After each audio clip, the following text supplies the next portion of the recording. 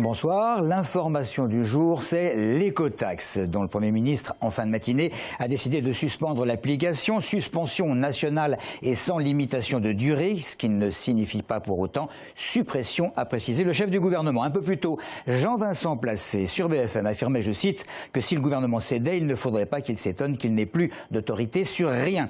Et, de son côté, Nathalie Kosciusko-Morizet, sur Europe 1 cette fois, qui défendait également le principe de l'écotaxe en estimant que la fiscalité environnementale était une bonne chose, a néanmoins conclu son argumentation par ces mots. Ils ont créé une overdose fiscale, il n'y a plus aucun consentement à l'impôt. Fin de citation. Bref, suspension de l'écotaxe, mais au fait, qu'est-ce que c'est l'écotaxe? Ça alors, je sais pas. Oui, c'est pour les camions, on le sait, mais bon. C'est l'affaire qui est en train de mettre le feu aux poudres en Bretagne, c'est ça, ouais, je crois. Concerne des véhicules à partir des 3,5 tonnes. Voilà, et je crois qu'il y a des portiques qui sont prévus par rapport à ça pour calculer les tonnages de chaque véhicule ainsi que les paiements qui est prévu, quoi. Faire payer les transports et par rapport à la pollution des poids lourds. Il y a des gens qui n'ont pas beaucoup d'argent et qui sont obligés de dépenser de l'argent dans des voitures pas très écologiques. Donc c'est en fonction des moyens de chacun. Environnementalement parlant, ouais, c'est bien, il faut la garder, quoi. Pour l'environnement, c'est peut-être plus utile que d'enlever des taxes, d'autres taxes qui sont un peu plus inutiles. De toute façon, c'est une taxe de plus, faut pas se leurrer. Moi, je préfère le rabat de camions du tout. C'est vrai que c'est quand même un problème majeur. On voit bien qu'il y a de plus en plus de camions et qui circulent de plus en plus. Mais en même temps, dans le contexte actuel, c'est vrai que c'est un petit peu compliqué à mettre en place. Donc il faut peut-être réfléchir à d'autres solutions. Une bonne nouvelle qui était attendue par bon nombre de clients et de salariés de deux enseignes de bricolage, mais qui va faire grincer des dents certains syndicats. Castorama et Leroy Merlin autorisés à ouvrir 15 de leurs magasins d'Île-de-France le dimanche. Les deux enseignes avaient fait appel de la décision du tribunal de commerce leur interdisant d'ouvrir leurs portes ce jour-là. C'est leur concurrent Bricorama qui avait porté l'affaire en justice. Nous, on est en zone puce, on a une dérogation, donc on est ouvert légalement. On est ouvert le dimanche sur la base du volontariat. Notre combat, c'est vraiment de faire changer la loi et qu'il y ait un décret qui soit fait pour que les magasins de bricolage puissent ouvrir le dimanche au même titre que les jardineries et l'ameublement. On est plus serein, mais on n'a pas du tout gagné la bataille. La base du volontariat, ça c'est très important pour nous. La rémunération à 150%.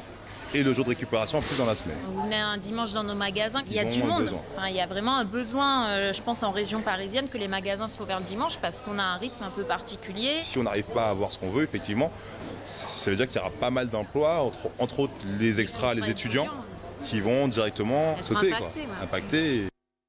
Il y a déjà une avancée. Une réunion importante aujourd'hui, après un peu plus d'une semaine de lutte. Les 35 salariés égyptiens et marocains d'AT France à Bondoufle vont pouvoir reprendre le travail, mais rien n'est gagné pour le moment. Ils exercent, je vous le rappelle, sur le sol français avec un titre de travail italien, mais n'ont pas encore obtenu leur carte de séjour française. Les précisions de Maxime Lemaine. Une rencontre plutôt positive avec la préfecture et la directe ce matin, à en croire Olivier Champetier. Reste à savoir si toute cette affaire aura un impact sur la manière dont le groupe italien AT gère ses salariés en France. Cette entreprise doit cesser ces pratiques que nous connaissons ici à Bondoufle depuis des années maintenant. C'est-à-dire celle de faire venir pendant 3-4 ans des salariés d'une nationalité, en trouver une autre après pour les faire venir et les exploiter et continuer comme ça. Les 35 salariés égyptiens ou marocains grévistes sont arrivés en France il y a 2 ans en tant que travailleurs détachés de la maison mère italienne. D'après les syndicats, ils n'ont jamais reçu de fiche de paie et se voient fonctionner chaque mois plusieurs centaines d'euros sur leur maigre salaire pour assurer des frais de transport et de logement en appart-hôtel à Saint-Michel-sur-Orge. Cette situation pourrait bien évoluer si les salariés sont régularisés. Si tout se passe bien, tout sera aussi de façon régulière. On les fera de façon comme le droit français l'exige. Pour l'heure, les salariés étrangers n'ont pour seul papier que des titres de travail italiens et pas de carte de séjour française. La préfecture n'a pas souhaité s'exprimer sur le sujet, de même que le PDG du groupe, Antonio Ferrari, qui s'est rendu sur le site de Bondoufle hier. Deux informations politiques locales. D'abord, le fait que le Parti communiste et le Parti de gauche devraient avoir chacun leur propre liste à Montgeron et à Draveil. Les communistes laissant entendre que l'opposition quasi systématique de Jean-Luc Mélenchon au Parti socialiste représenterait un frein. Voilà pour le front de gauche. Et puis encore un petit mot concernant Jean-Vincent Placé. Une rumeur insistante relayée par nos confrères d'Essonne-Info et selon laquelle le sénateur écologiste confirmerait sa volonté d'être candidat au municipal sur le plateau de Saclay, mais sans briguer un quelconque exécutif local, peut-être les Ulysses aux côtés de l'actuelle majorité.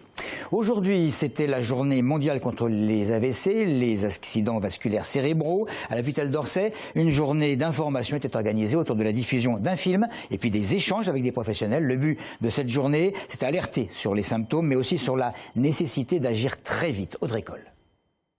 Faiblesse d'un côté du corps, trouble de la sensibilité, du langage ou encore visuel, les symptômes sont brutals et surviennent à n'importe quel âge. Dans tous les cas, il faut agir très vite en appelant le 15. Au-delà de 4 heures, les conséquences sur le cerveau sont parfois irréversibles. C'est une grande urgence médicale parce qu'on sait depuis ces dernières années que l'on peut sauver le cerveau si on va très vite et la destruction cérébrale se passe vraiment très rapidement. 2 millions de neurones par minute, il faut aller très vite. Donc dès qu'on a ce type de déficit, eh bien, il faut appeler le 15 pour qu'il vous oriente au mieux sur une unité spécialisée. Pour cette journée mondiale, l'hôpital d'Orsay organisait une journée d'information. Un film était projeté et une discussion avec des professionnels était organisée afin de sensibiliser le public aux symptômes, mais aussi pour faire de la prévention. Il y a des facteurs de risque d'accidents vasculaires cérébraux, au premier rang desquels l'hypertension artérielle qu'il faut vraiment soigner préventivement, arrêter le tabagisme bien sûr et mener une vie la plus saine possible avec de l'exercice physique en particulier. Deux types d'AVC, une artère est bouchée par un caillot, c'est l'infarctus cérébral, ou la rupture d'un vaisseau, c'est l'hémorragie cérébrale. Aujourd'hui encore des personnes décèdent ou restent paralysées à cause d'un retard de diagnostic. Et on termine par une fusion, la signature par Semardel d'une alliance avec MVV Umwelt, le français et l'allemand à capitaux majoritairement publics entendent peser sur le marché français de l'incinération des déchets dominés par le privé. Une alliance qui, explique-t-on, devrait permettre aux collectivités locales françaises de bénéficier des avancées technologiques et industrielles qui ont permis aux villes allemandes de développer spectaculairement leur production d'énergie alternative. Voilà, à suivre. Et c'est tout pour l'info. Merci de votre fidélité.